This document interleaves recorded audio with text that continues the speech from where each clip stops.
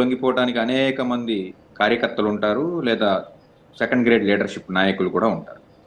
ఇక్కడ ప్రభుత్వం నేరుగా సిదిరి అప్పలరాజు గారినే ఖచ్చితంగా ఈ యొక్క ఎవిడెన్స్ ట్యాంపరింగ్ గాని, లేదంటే మరేదైనా ఆరోపణలు చేసినటువంటి ఆరోపణలు ఇవన్నిటి కూడా నేరుగా వారి యొక్క బిడ్డ చేసినటువంటి ఈ క్రైమ్ ఏదైతే ఉందో, ఈ యాక్సిడెంట్ ఏదైతే ఉందో దీనికి సంబంధించి ఇంకా ఈయన నేరుగా ప్రత్యక్షంగా పాల్గొన్నారు అని చెప్పేసని అభియోగాలు మోపబడినయి. ఈ అభియోగాలను బేస్ చేసుకొని మ్యాజిస్ట్రేట్ గారి దగ్గర పెట్టినటువంటి సెక్షన్లను బేస్ చేసుకొని అతని యొక్క రిమాండ్ ఇవ్వబడింది గానీ, సిదిరి అప్పలరాజు గారు ఖచ్చితంగా నేరం చేశారని చెప్పి నిరూపణ అవ్వలేదు. లేదా సిదిరి అప్పలరాజు గారు ఏమి వాలంటరీగా యెస్ ఈ నేరం నేనే చేశాను అని చెప్పేసని కూడా ఒప్పుకోలేదు.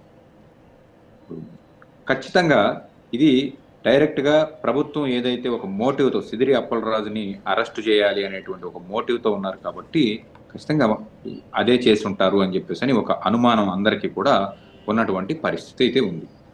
ఇక్కడ ఉన్నటువంటి అనేకమైనటువంటి సెక్షన్స్‌లో కేవలం 1 లేదా 2 సెక్షన్స్ వీటికి తప్పించి రిమైనింగ్ సెక్షన్స్ అన్నీ కూడా బిలో 2 ఇయర్స్, 4 ఇయర్స్ పడేటువంటి శిక్షలు పడేటువంటి సెక్షన్సే ఇన్కార్పొరేట్ చేయబడింది.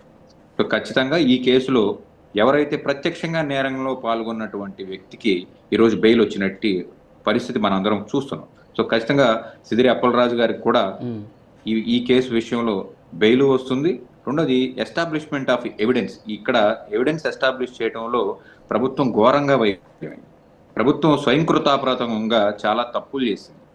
అక్కడ ఉన్నటువంటి నాయకులు అతి ఉత్సాహం మీద తెలుగుదేశం పార్టీకి సంబంధించినటువంటి నాయకులు ఎవరైతే ఉన్నారో సిదిరి అప్పలరాజుకి వ్యతిరేకంగా ఉన్నటువంటి నాయకులు వారు ఇచ్చినటువంటి మానిటరీ ఫండ్ ఏదైతే ఉందో, మేమేదో వాళ్ళ మీద జాలితో ఇచ్చాము, అభిమానంతో ఇచ్చాము, చనిపోయిన వ్యక్తిని ఆదుకుంటానికి ఇచ్చామని చెప్పేసి అంటున్నారు. కానీ అలాంటి డబ్బులు ఏదన్నా ఇవ్వాలనుకుంటే నేరుగా ప్రభుత్వం ఇవ్వాలి తప్ప, పార్టీలో వ్యతిరేకంగా ఉన్నటువంటి నాయకులు 10 లక్షల రూపాయలు డొనేషన్ ఇచ్చామో, లేకపోతే అక్కడ అతనికి నగదు సహాయం చేశామని చెప్పేసని అందరు మీడియా మూలకంగా చెప్పడం ఏదైతే ఉందో, ఇది అప్పలరాజుని ఖచ్చితంగా అప్పలరాజుకి వ్యతిరేకంగా సాక్ష్యం చెప్పాలి అని చెప్పేసని ఇక్కడ మోటివ్ అయితే కనపడదు. సో ఖచ్చితంగా ఈ కేసు రేపు న్యాయస్థానంలో వీగిపోయేటువంటి ఒక పరిస్థితి.